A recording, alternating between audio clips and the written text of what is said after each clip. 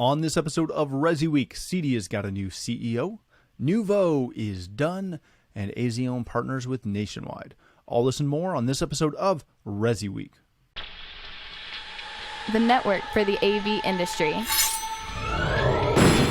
What are you listening to? This is AV. This is AVNation. This is AVNation. This is ResiWeek, episode 299, Interesting Partnerships. Support for AVNation is brought to you by Access Networks.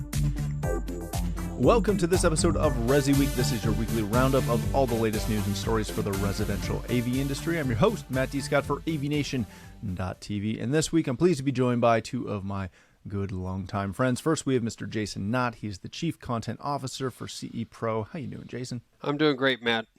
You may not recognize Jason, as he no longer has his luscious, long locks, but he had to get them trimmed for Infocom. Got to be professional, right? Yeah.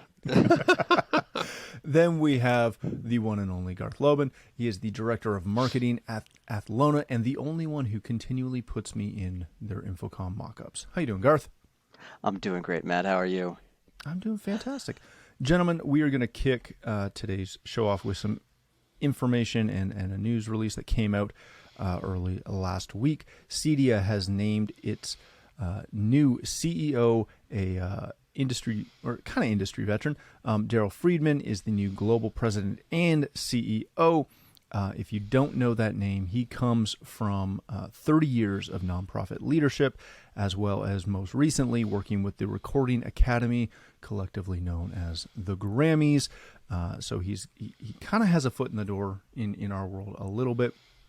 But I had a chance to speak with him on Monday, and I'm very excited for what he brings to the table. Jason, I understand you spoke with Daryl as well. He's walking into a good situation, I'll say, but there's definitely some challenges that he's going to kind of inherit.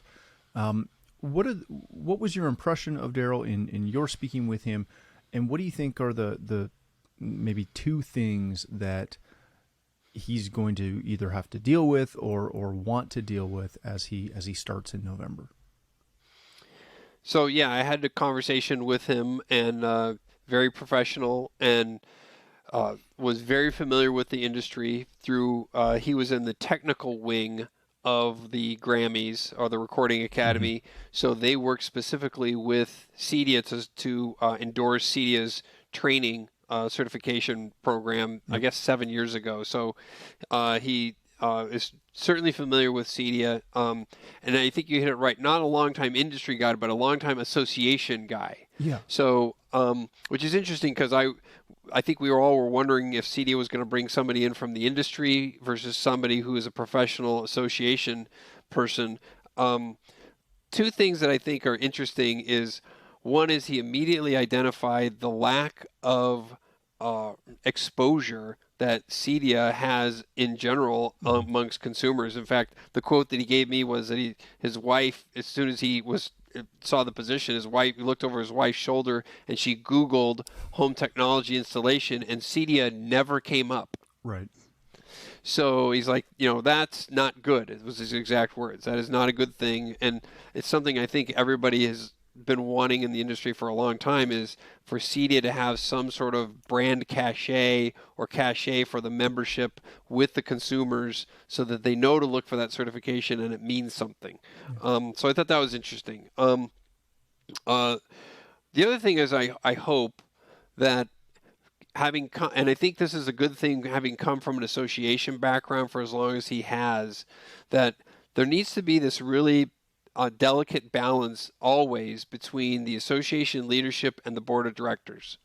And so having his experience, I think, will benefit, because I believe he's going to need to know when to tell the board, let me have the freedom to do what I want to do to move the association forward, versus always being beholden to the group. And I've talked to many I've been in this business for a long time, so you talk to people who work in associations, it's sometimes a very thankless situation, because all you need is one member who's beefing about something, and then it can change the entire association's stance on something. So I feel like he's going to have the strength of backbone to be able to do what he needs to be right, having come from the Grammys. Also, it would be really cool if he could bring some like really cool Grammy acts to CEDIA Expo.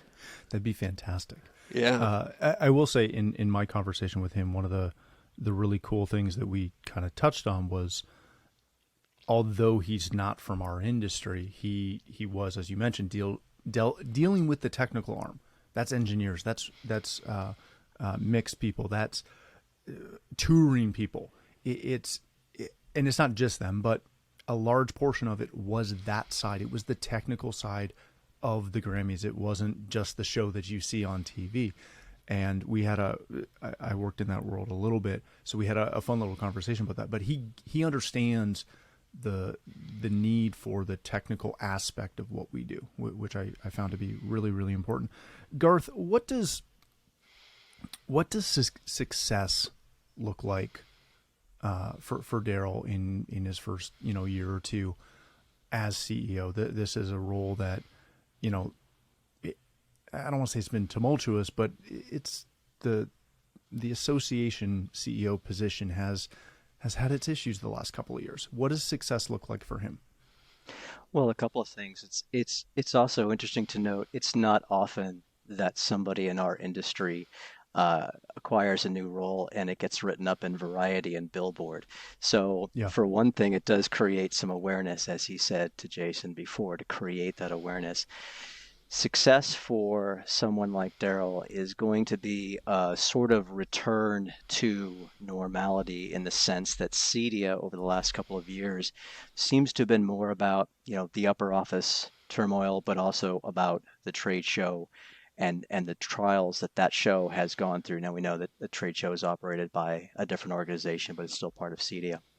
One of the things that I found encouraging in another article that I read, I've not spoken to Daryl myself, but his drive for the first 60 days is about listening, finding out what the pain points are for the industry, for the organization, talking to people about CEDIA, about the consumer electronics.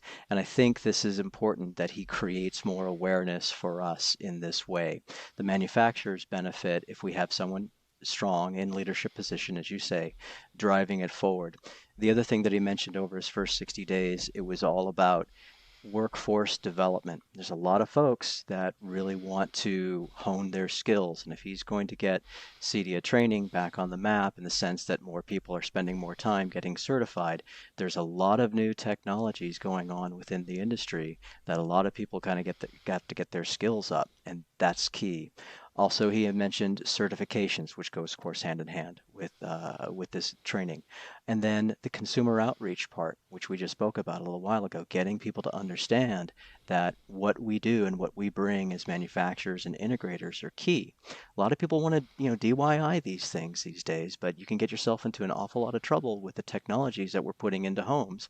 And, it seems simple to do, but you really have to hire someone that really can make sense of a complex system, because there are no more simple products anymore. There are no more simple systems. And while they can do a lot of things on their own, you can also mess things up pretty quickly. And so his success is going to be creating a demand for our industry and the professionals in our industry to be up to date with their certifications. So one thing he mentioned to me was, I asked him specifically about the apathy. You look at an organization like the American Truckers Association that has 98% of truckers in it, and CEDIA has got, I would say, 10% of the market that are members. And how can the organization exist with 90% of the people not seeing value in the association, in the industry association? So one thing he mentioned to me, picking up on what Garth said, is he goes, he plans to do some real research outside of the CEDIA membership. So he's like, you can't ask people within CEDIA why other people don't join. He goes, we're going to go outside of the CEDIA membership to people in the industry and find out, why is it you're not, what does this association need to do to make you part of the plan? Yeah, I think the thing that should make most members and most prospective members, at the very least, intrigued with this is when you look at his resume, he was, and this is from the Variety article, he was their long running chief advocacy and public policy officer. And that's, when I was on the board, when I got off the board, as soon as I got involved with CEDIA, that was the number one thing that everyone always respectfully whined to me about, was nobody advocates for us. Nobody pushes for us as a channel. Well, I think we got the guy who at least knows how to do it. And, we talked a lot about his advocacy in the Recording Academy, and it's long. It's a good list of things that he's pushed for and he's fought for.